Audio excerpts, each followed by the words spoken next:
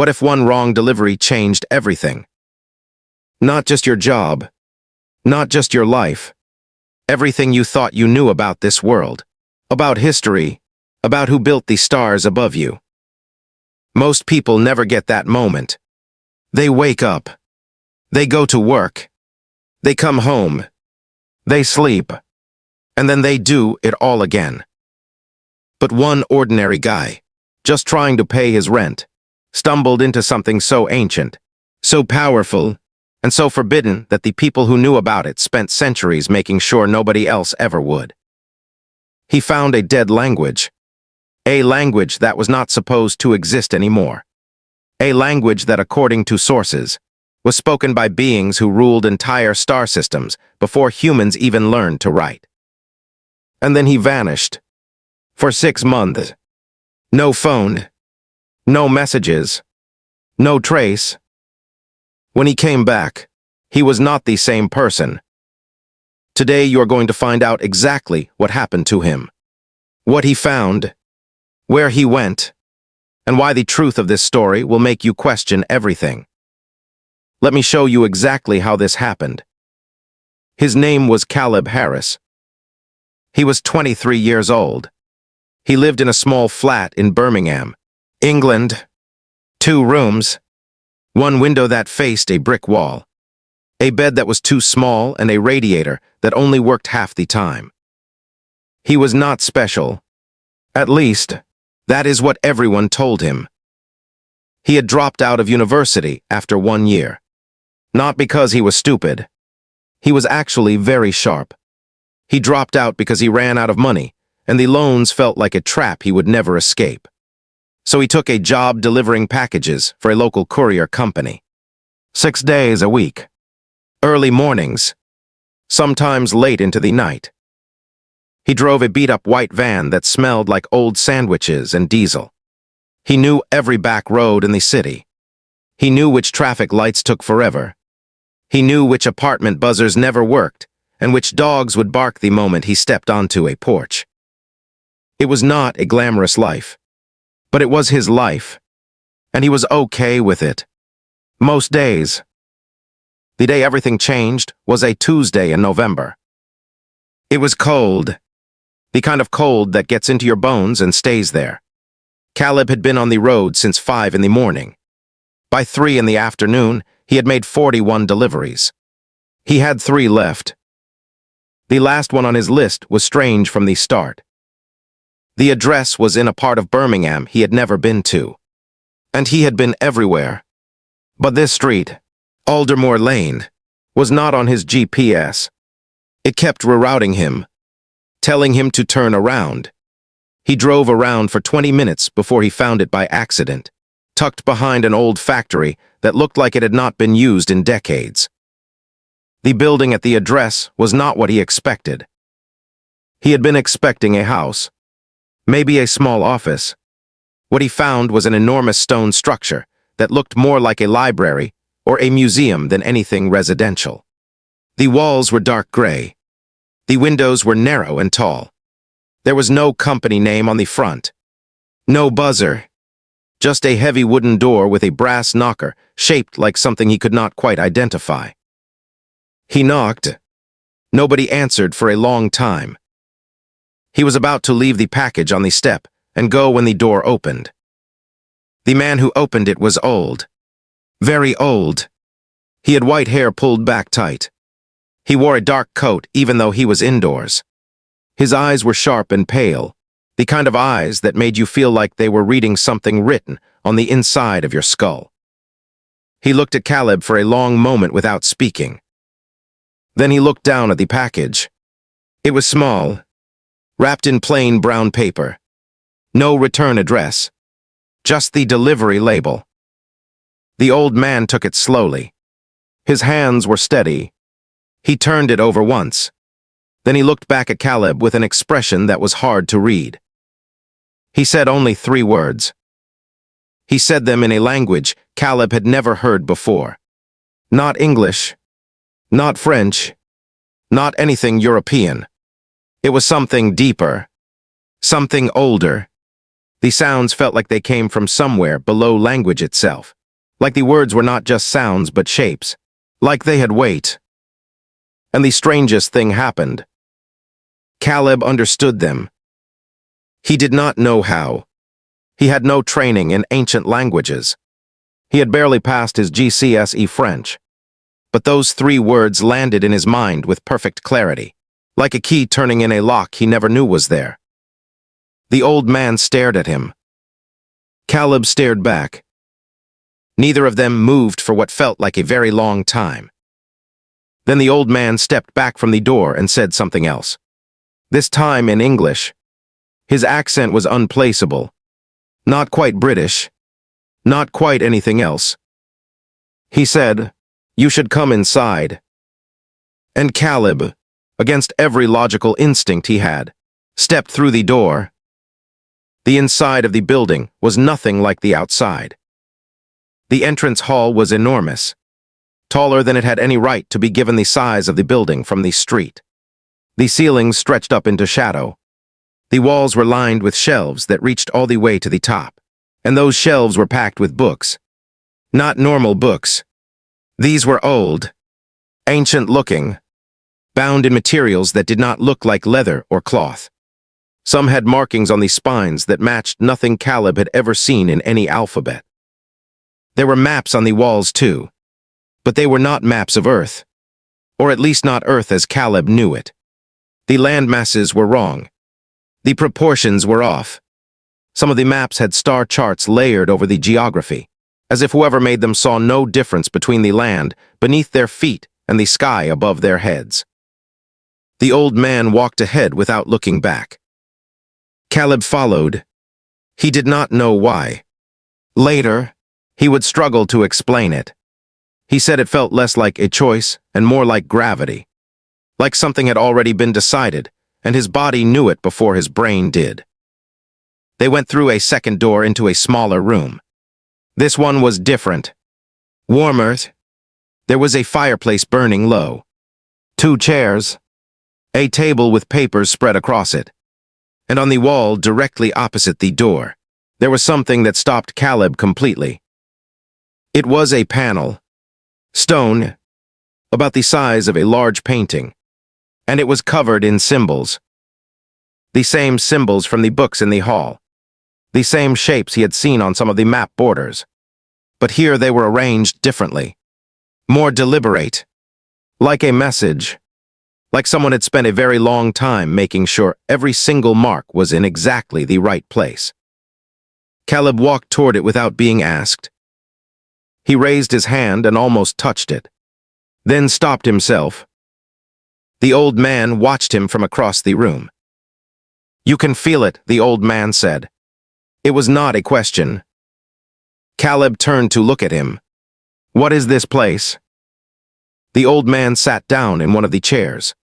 He moved slowly but without weakness, like someone who had learned long ago that patience was not the same as slowness. "This is a record house," the old man said. "One of 7. There used to be more. Most were destroyed. By accident. By intention. By time." "A record house for what?" Caleb asked. The old man folded his hands in his lap. For everything that was not supposed to be forgotten. He told Caleb to sit. Caleb sat. And then the old man began to speak.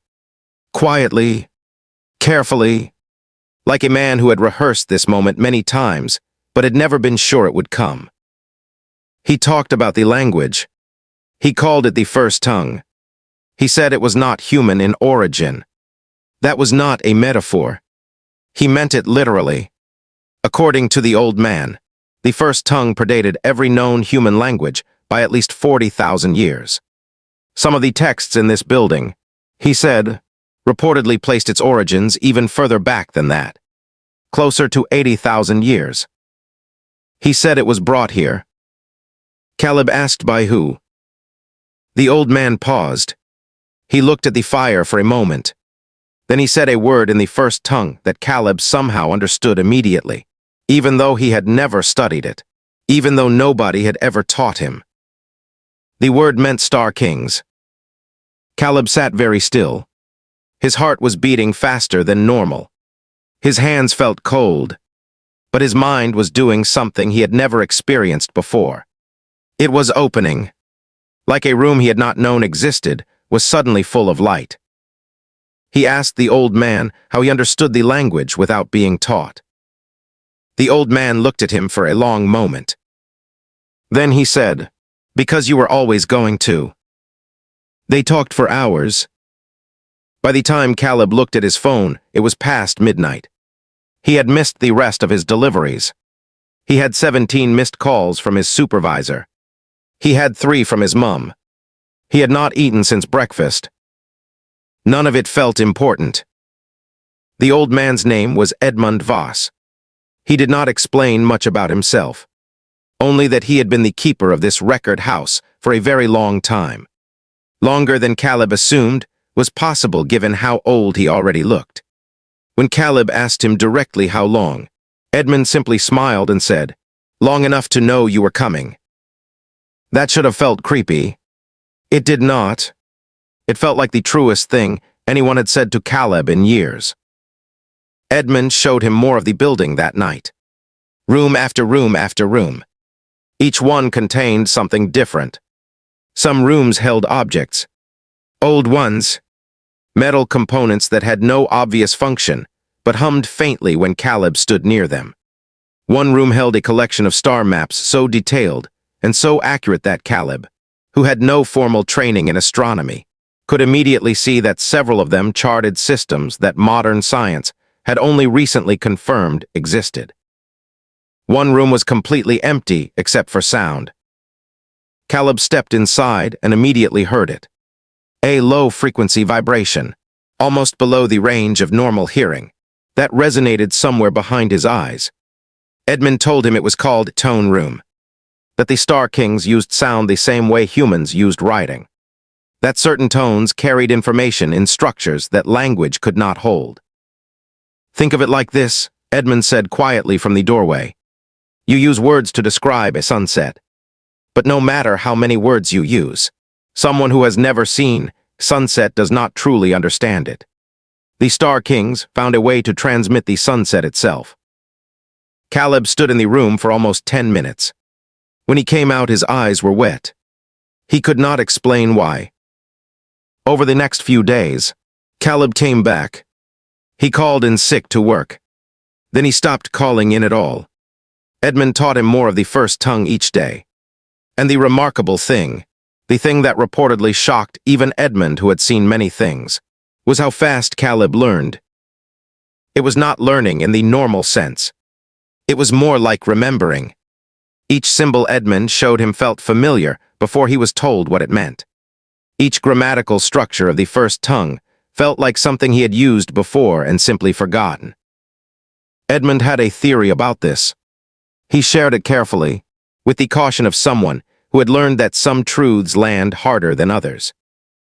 He believed that certain human beings carried what he called residual encoding, genetic or neurological patterns that had been placed in the human population a very long time ago, reportedly by the Star Kings themselves, as a kind of insurance, a way of preserving the first tongue inside the biology of a species that would outlast any physical archive.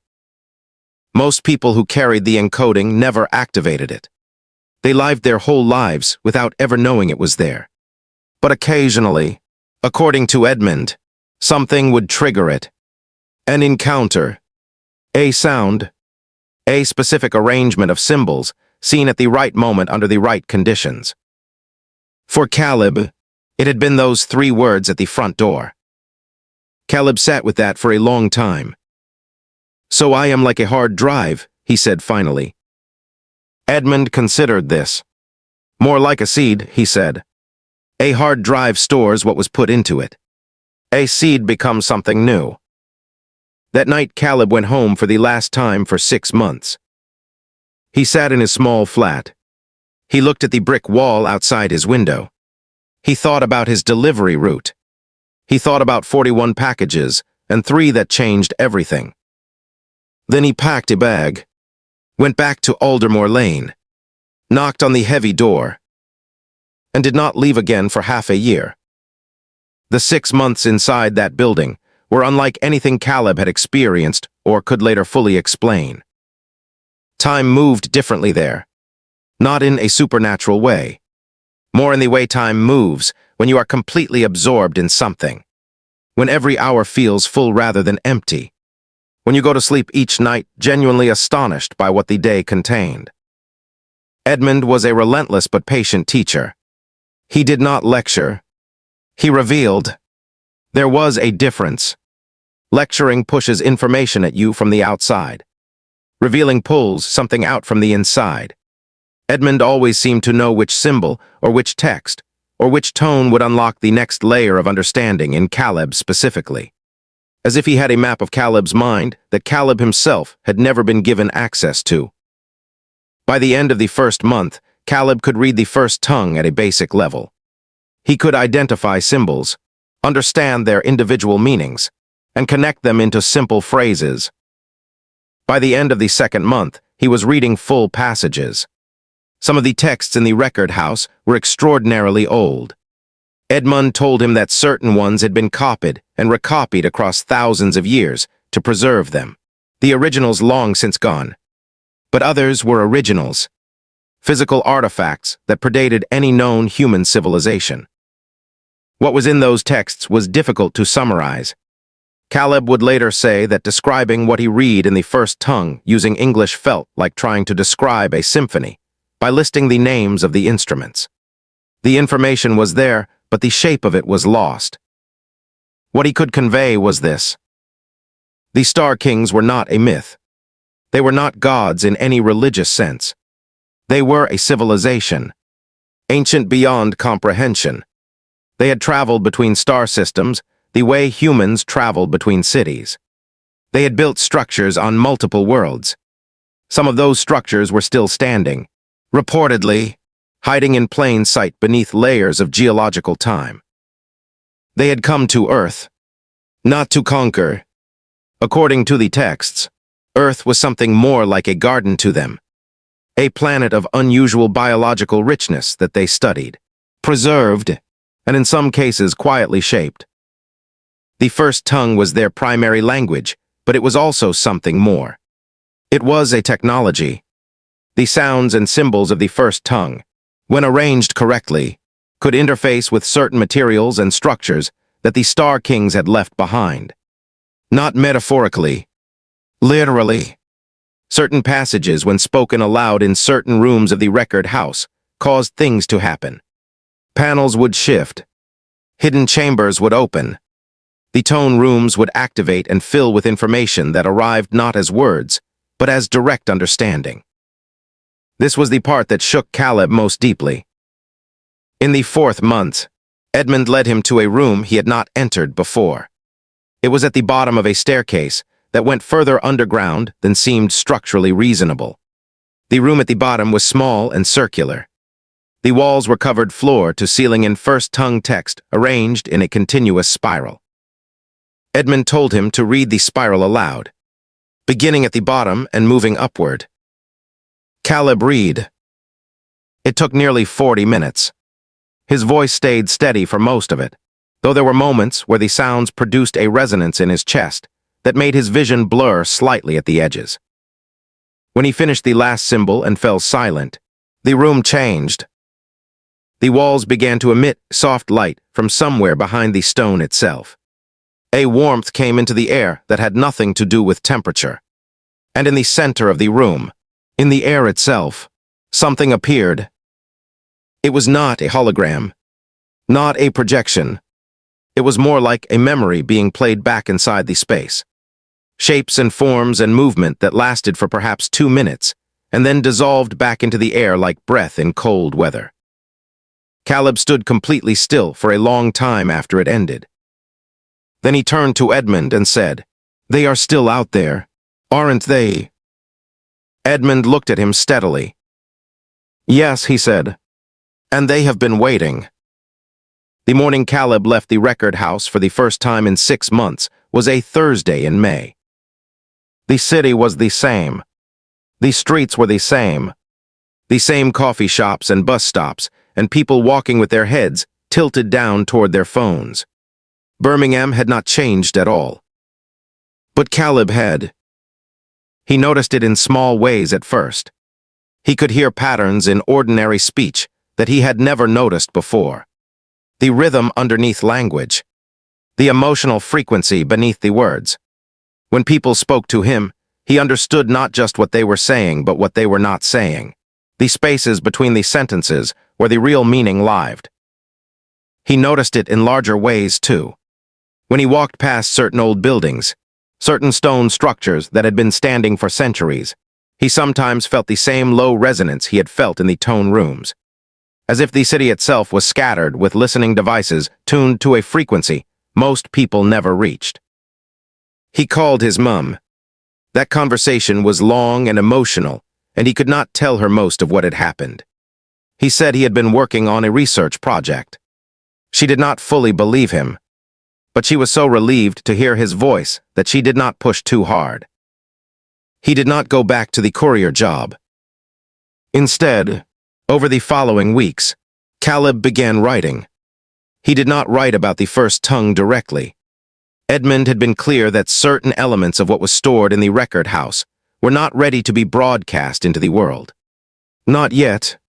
The world needed to arrive at certain understandings on its own timeline, or the information would be rejected, misused, or weaponized. But Caleb wrote around the edges.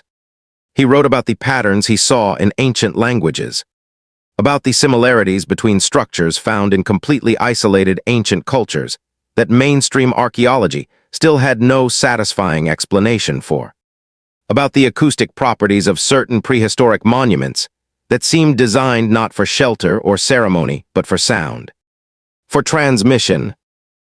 He sent the writing to a small academic journal with a modest online following. It got noticed. Then it got shared. Then it got shared again. A professor at a university in Edinburgh reportedly reached out within a week. Then a researcher from a think tank in Washington. Then 3 others from different parts of the world. All of them said variations of the same thing. That what Caleb had written described something they had been circling for years, without being able to name it directly. Edmund had predicted this. He had told Caleb that the world was closer to ready than it appeared. That there were people in every field, archaeology, linguistics, acoustic physics, astrophysics, who had pieces of the picture and were desperately looking for the frame. Caleb was not supposed to give them the frame. He was supposed to help them find it themselves. And now here is the part that changes everything. In the 7th month after leaving, Caleb received a package. Plain brown paper. No return address. Just a delivery label. His address. He opened it carefully. Inside was a single stone tablet, small enough to hold in both hands. Covered in first tongue symbols he recognized immediately. He read them without effort. The message was simple, precise, and it was not from Edmund. It was from someone, or something, that had been watching everything. The record house. The 6 months of learning. The writing. The people who responded to the writing. The message said 3 things. It said, "You are ready." It said, "The door you opened is not the only one." It said, "We will find you." Caleb sat with that tablet in his hands for a very long time. He thought about a delivery route in a cold city. He thought about a door that should have stayed closed. He thought about a language older than human memory that had been sleeping inside him his entire life, waiting for exactly the right moment to wake up. He was not afraid. For the first time in his entire life, he was exactly where he was supposed to be. Here is the thing nobody talks about. Caleb Harris was not unique in the way people assume. Edmund had told him this clearly. The residual encoding was not rare. It existed in millions of people across the world right now, sitting dormant, waiting for a trigger that most of them would never encounter. which means somewhere out there, possibly closer than you think. Someone else is about to knock on a door they were not expecting. Receive a package that changes everything. Hear 3 words in a language their brain recognizes before their mind catches up. The Star Kings did not leave one seed in the human population. They left many. And if the texts in that record house were accurate, according to Edmund, the timing of all of it, the awakenings, the connections, the people finding each other across every field and every country, was not random. If this opened your eyes, the next story goes even deeper. So let us bring this together. An ordinary delivery boy in Birmingham stumbled into a building that should not have existed. Inside he found a language older than human civilization, keeper who had been waiting for him specifically, and 6 months of learning that transformed him from the inside out. And when he came back into the world was ready for what he had to say. The biggest takeaways from today. 1. Extraordinary things do not wait for extraordinary people. They find ordinary ones. 2. The most powerful knowledge in history was not destroyed. It was hidden, preserved, and seeded into the people most likely to carry it forward. 3. The Star Kings did not leave. They simply stepped back and waited. Now I want to hear from you. If you woke up tomorrow and discovered you carried a hidden encoding, a dormant ability nobody told you about, what do you think yours would be? Drop it in the comments. I read every single one. If you want more stories like this, hit subscribe right now, because the next video connects directly to where Caleb's story ends. You do not want to miss that one. Thank you for watching. And remember, the door is always closer than you think.